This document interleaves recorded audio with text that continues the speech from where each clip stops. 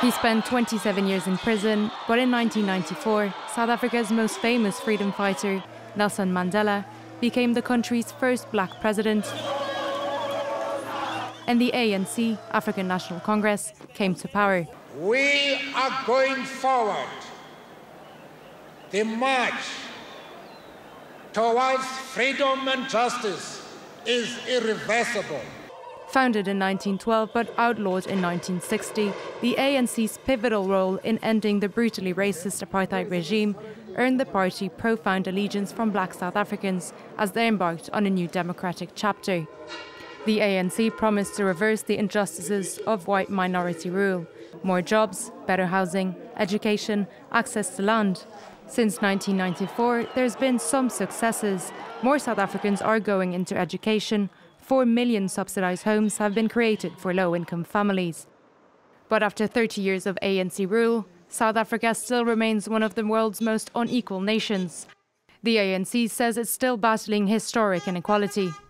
Our struggle to overcome the devastating economic and social legacy of apartheid and colonialism, despite the severe challenges we now confront, we have the ability as the African National Congress to turn things around.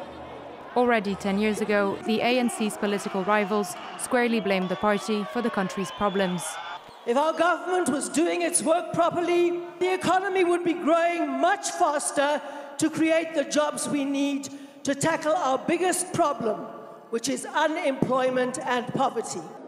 South Africa is the continent's top economy and has huge potential. It's rich in minerals, is a hub for African innovation and has a growing middle class.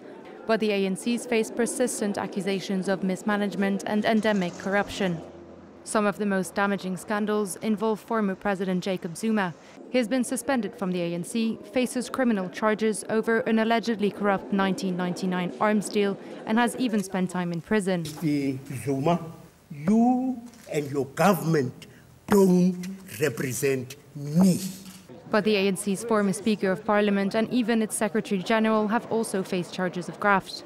And voters have become increasingly frustrated. Discontent that is fanned by crippling blackouts and water shortages caused by ailing infrastructure. The slow but steady erosion of the ANC's reputation means that, for the first time since 1994, Nelson Mandela's party risks losing enough popular support to keep its parliamentary majority and may need to form a governing coalition.